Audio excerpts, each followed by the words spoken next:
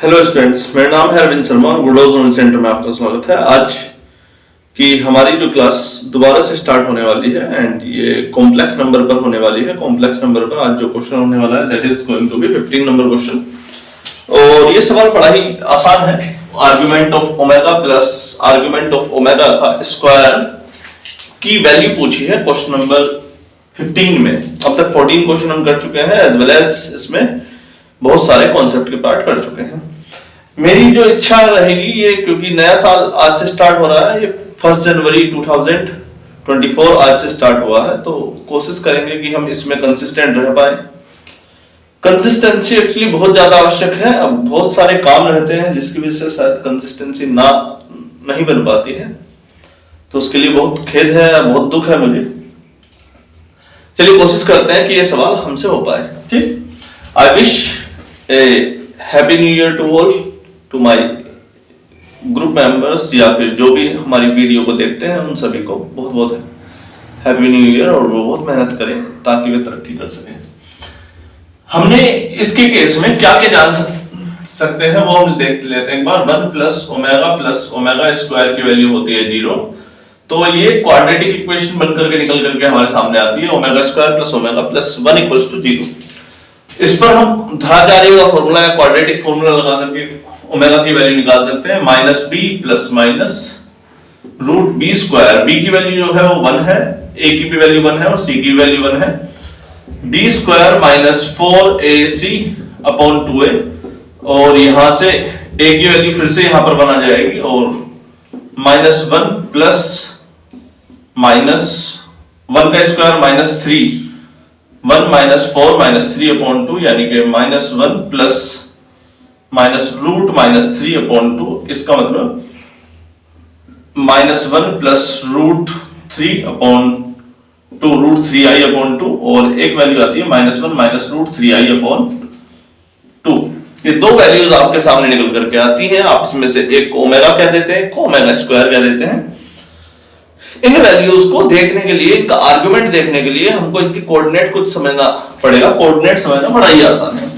इस कोऑर्डिनेट को जैसे चेक करें, -1/2 प्लस रूट 3/2i। इसको ध्यान से देखेंगे, इसका पहला कोऑर्डिनेट जो आ रहा है वो नेगेटिव एक्स एक्सिस में है और दूसरा कोऑर्डिनेट पॉजिटिव वाई एक्सिस में है, यानी कि इसकी बात चल रही है, इस वाली केस की। ठीक, तो इसमें थीटा जो लेते हैं एक्चुअल में यहां पर आता है, इस थीटा को हम निकालते हैं। Theta equals to pi minus theta, pi minus tan inverse y upon x, कुछ इस प्रकार से लिखने की कोशिश होती है। इसको ध्यान से देखिए, इसकी जो एक्चुअल वैल्यू आ रही है थीटा की, पाई माइनस tan इनवर्स y की जो वैल्यू आएगी, y की वैल्यू ये है और x की वैल्यू ये है।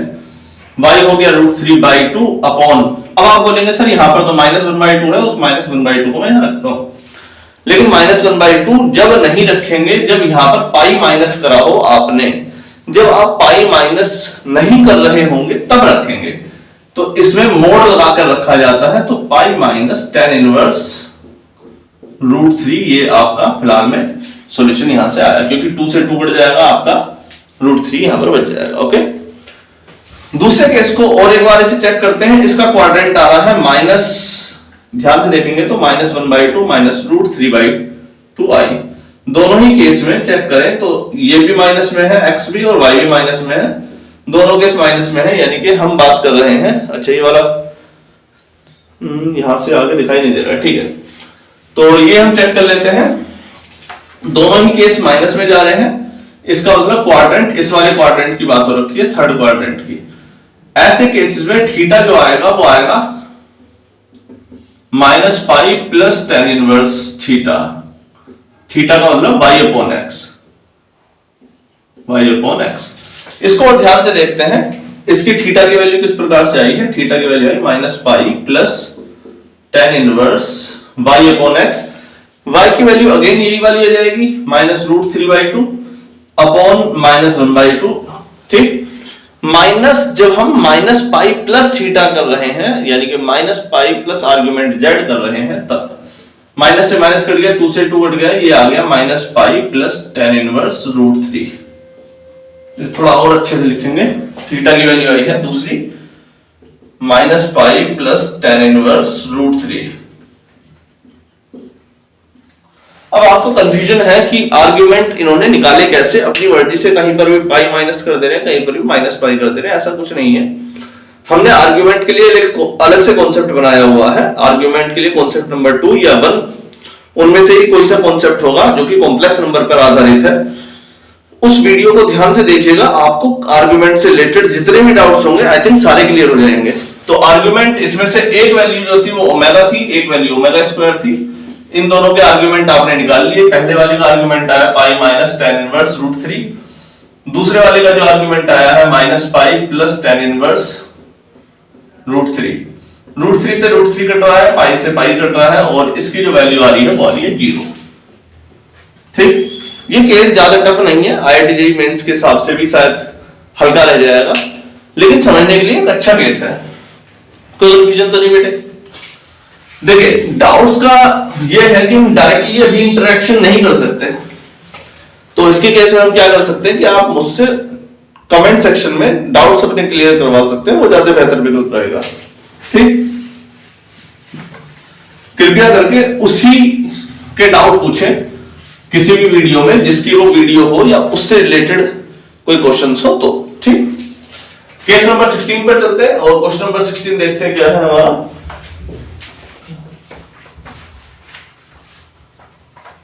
इस केस को थोड़ा आसान बनाते हैं।